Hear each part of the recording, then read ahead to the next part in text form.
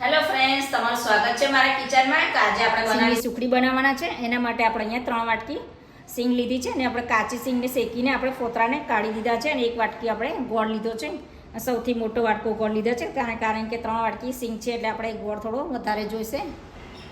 સૌથી પહેલાં આપણે ક્રશ કરવાની છે અને બહુ વધારે પડતી ક્રશ નથી કરવાની, બહુ ઝીણી પણ નહીં કરવાની, આપણે માપનું જ રાખવાની છે.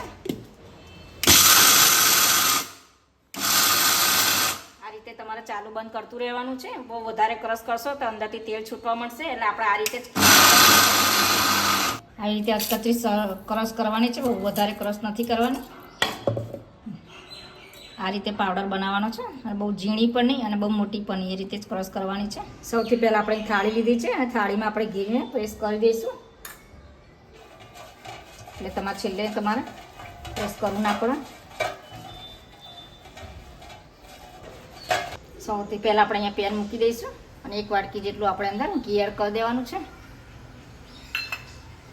જે આપણે 1 વાટકો ગોળ લીધો હતો એની અંદર પાયો બનાવવાનો છે ગોળનો.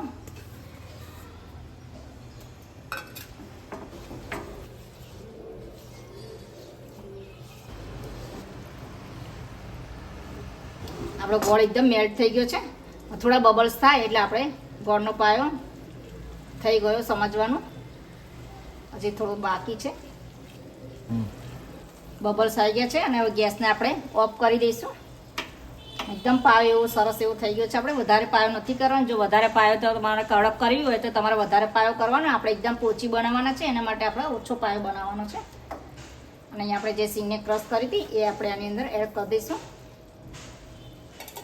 થોડીક આપણે સૂંઠ નાખી દઈશું, કારણ કે ભૂખ્યા પેટ આપણે ઉપવાસમાં કે એમાં ખાતા હોઈએ એટલે તમને વાડી ના પડે, એના માટે આપણે થોડી સૂંઠ ઉમેરી દઈશું અંદર.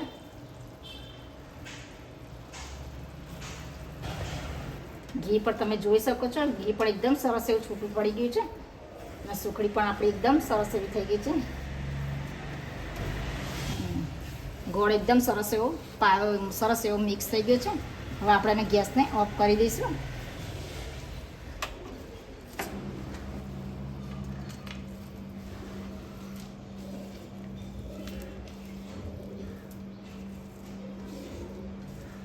સુખડી બનીને રેડી થઈ ગઈ છે. હવે આપણે એને એકદમ સરસ રીતે પ્રેસ કરી દઈશું.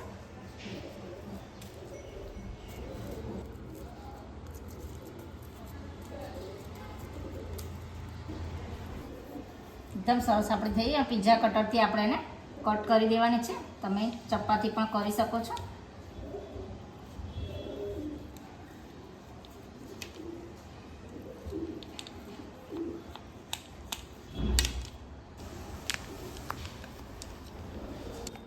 આ તમે 11 હોય કોઈ પણ ઉપવાસમાં તમે આ ખાઈ શકો છો.